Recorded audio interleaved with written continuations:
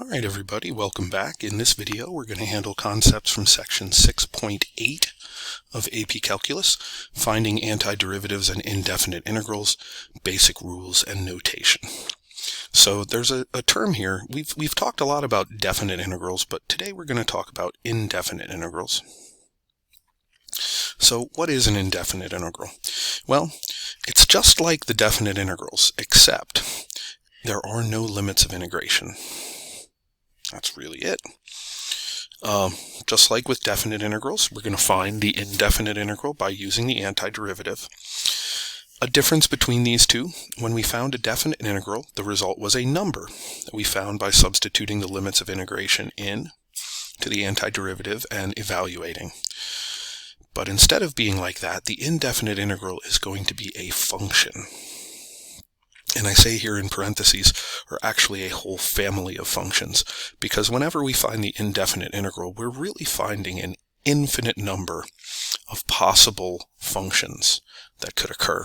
And you'll see what I mean eventually. All right, indefinite integral notation. Notice no limits of integration. The integral of lowercase f of x dx is equal to capital F of x plus this capital C that you see here, where capital F of x is an antiderivative of lowercase f of x, and C is a number. And in fact, capital C is what we call the constant of integration, and it represents that there are infinitely many different numbers that we could attach to the end of the antiderivative to give us an indefinite integral for a particular function. For instance, if I asked you to find a function that you could take the derivative of and the result would be 2x, it could be x squared. It could be x squared plus 5. It could be x squared minus 7. All of these things are functions that when I take the derivative of them result in 2x. And so when I take the indefinite integral of 2x, what I do is I find that antiderivative and I append a plus c to represent all of the infinite different possible values that we could have here being added on to the end of the function. That's what the plus c is all about. All right, more comparison between the two here. Definite integral from a to b of f of x dx equals capital F of b minus capital F of b a. That results in a number. Indefinite integral of f of x dx equals capital F of x plus c. Family of functions. All right, let's get into finding some indefinite integrals here. And we'll start with example 1. Find the indefinite integral for each of the following. So what I'm going to do is find the antiderivatives of these. Oh, there should be a dx in there. I'm going to find the antiderivatives of these.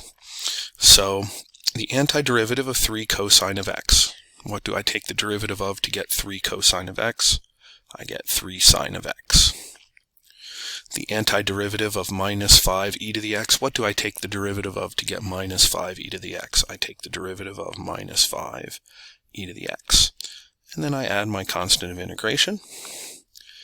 And that is my indefinite integral for 3 cosine of x minus 5 e to the x dx. Now, realize that we always have the option to check these. Now, I normally don't, make it a habit to, check these on paper, but I kind of check them in my head.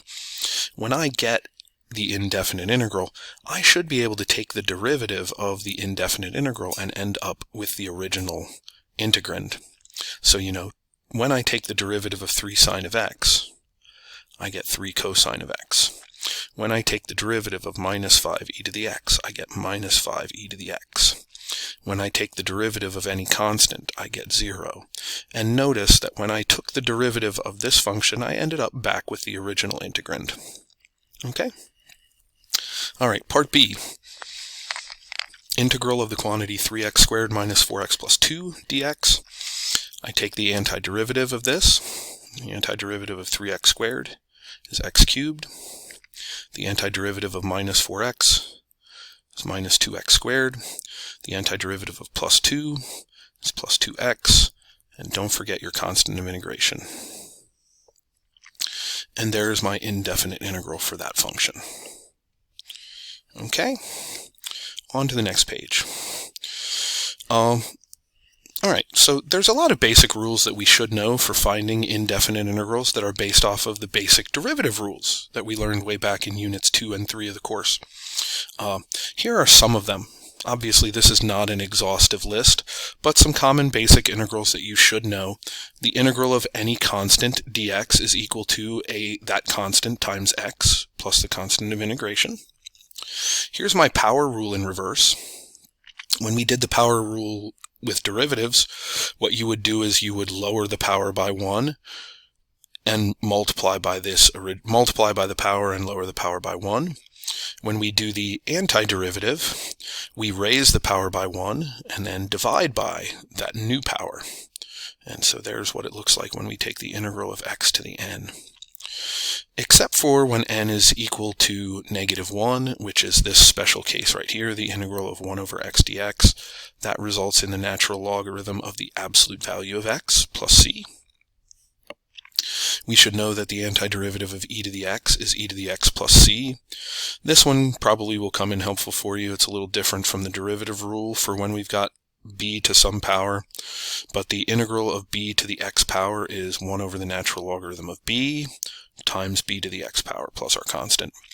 And then, of course, we have all these rules over here, which are related to our original rules for the derivatives of sine, cosine, tangent, cotangent, secant, cosecant, and those antiderivatives that we should be able to use from there. All right. Let's go ahead and do some more examples. Example 2, we're going to find the indefinite integral of each of the following. So we start with part A. This is a power rule application, so the antiderivative of this, we will go up by 1 power, and we will multiply by 1 over that original power. You could also write this as x to the 6th over 6. It's your call. Personal taste, I prefer to write the fraction in front in general. Okay, then I need to take the antiderivative of 2 to the x, and that fits into this category right here.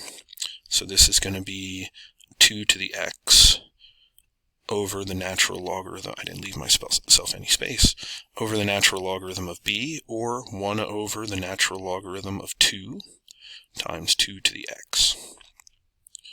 And then the antiderivative of secant squared is tangent, so this is going to be minus 3 tangent of x plus c, and so there's my indefinite integral. I could also, of course, write it, like I said, I could write it as this.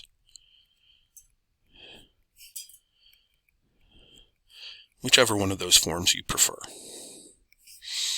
Okay.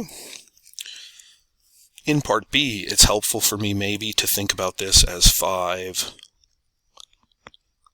to the -2 minus 3x to the -1 plus 7. That might be helpful for you.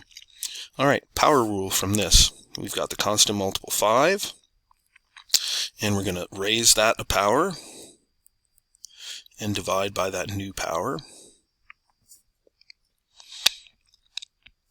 The antiderivative of x to the -1 is the natural log of the absolute value of x. That's that special case. And then the antiderivative of this constant is just 7 times the variable that we're integrating with respect to, plus my constant. And if I wanted to, I could simplify this back to -5 over x minus 3 natural log absolute value of x plus 7x plus c. All right. Now, part C, we do not have any method for taking the integral of the product of two things. And for those of you who are in Calc AB, we won't have any method for doing that really in this course, unless there's a chain rule application that we can deal with. But taking the integral of this is not, as simple as taking the integral of each part and multiplying them together. That simply does not work. Just like when we had a product and we were taking the derivative, we couldn't just take the derivative of each of those things and multiply them together. We had a special product rule in order to find that derivative. Well, here there is no special product rule for integrals. My only recourse in finding this is to go ahead and multiply these polynomials out. So that's what I'm going to do. W times 4 is 4w. w times minus w squared is minus w cubed. The third root of w times 4 is 4w to the 1/3 power. And the third root of w times minus w squared is minus w to the 7/3. And there we go. And then my antiderivative for each of these, I'm just going to go ahead and take this term by term. It's 2w squared minus w to the 4th over 4. All right, and then there I'm going up by a power and I'm dividing by that power. So it's 4 over 4/3, w to the 4/3. And then here for the last one, I'm going up by a power and then I'm dividing by that power. And now I want to simplify these. Let's make this 2w squared minus w to the 4th over 4 plus, and 4 divided by 4/3 is 3. And this is going to be 3/10 w to the 10/3. And there's our integral for that expression. All right, on the last one I have a similar situation. We're looking at a quotient. When we have a quotient like this, we don't have a quotient rule for antiderivatives. So when I have this multi-term polynomial in the numerator divided by a monomial in the denominator, what I can do is I can just go term by term and divide each of these terms by x to the 3rd and rewrite this as the integral of 4x to the 7th minus 2x plus 15 over x. And then I can go ahead and take the antiderivative of that term by term, and that's going to be 4 times x to the 8th over 8 minus, well, that's x squared plus 15 natural log of the absolute value of x plus c. And simplifying my constants here, I end up with 1/2 x to the 8th minus x squared plus 15 natural log of the absolute value of x plus c. All right, and I think that's where we're going to stop today. Or not today, but rather stop in this video. We'll come back next time with a few more basic rules and just a few more examples in a second video. Okay, so we'll see you next time. Have a great rest of your day and enjoy yourself. Bye-bye.